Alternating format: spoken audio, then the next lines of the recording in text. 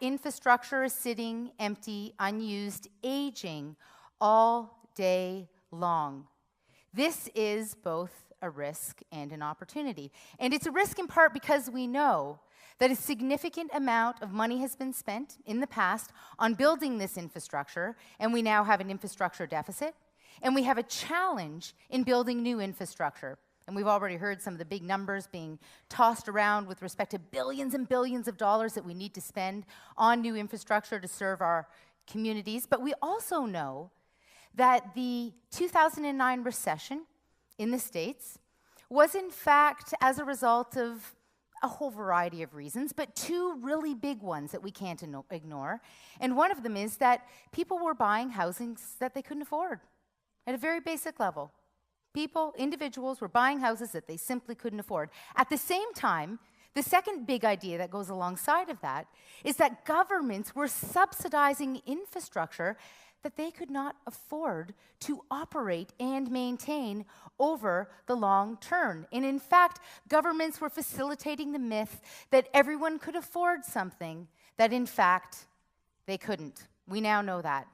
Now, I say that we're rich because of this infrastructure, because we have made investments that present an opportunity, if we plan in a fundamentally different way forward, to generate much more and shared prosperity for all.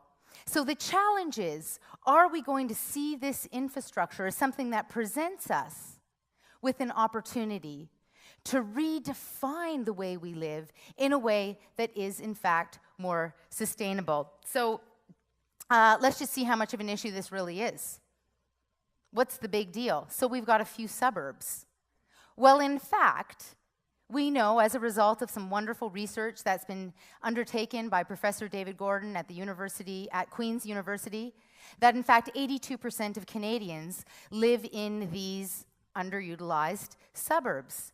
We know that this is in fact a defining characteristic of our country.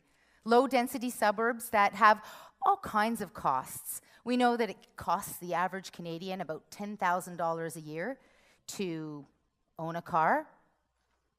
You have to own the car to drive to work, to pay for the car.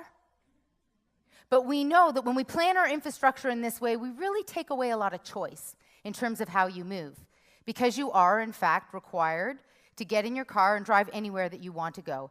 Suburban sprawl is, in fact, the norm in our country, but it cannot be the norm in terms of how we live moving forward in the future.